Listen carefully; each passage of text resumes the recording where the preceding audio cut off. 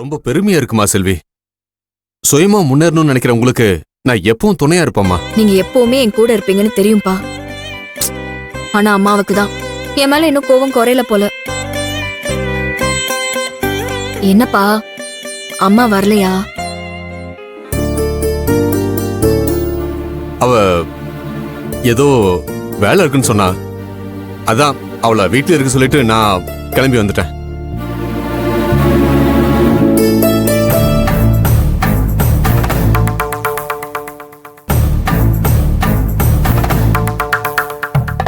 சரிம்மா, நான் கிளம்புறேன். மாப்பிள்ள பாத்துக்குங்க. சரி மாமா. நீங்க சாப்பிட்டீங்களா?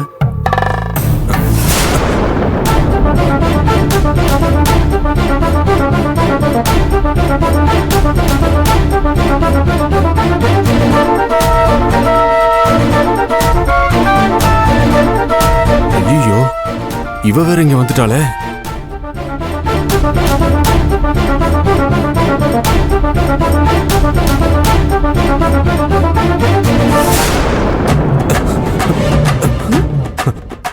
அப்பா என்ன தேடுறீங்க?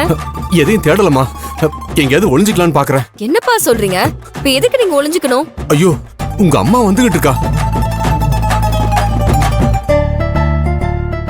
உங்களை பார்க்க தான் வந்துகிட்டு இருக்காவ. அவளுக்கு தெரியாம தான் நான் உங்களை பார்க்க வந்தேன். நான் வந்தது மட்டும் தெரிஞ்சது அவ உண்டு இல்லைன்னு பண்ணிடுவா என்ன. இப்ப நான் எங்க ஒளியறதுன்னு தெரியலையே. ஐயோ,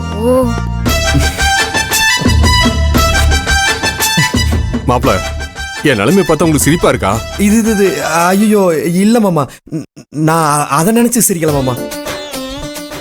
மாமா அங்க அதுக்கு பின்னாடி வேணா ஒளிச்சுக்கங்க. போங்க போங்க போங்க.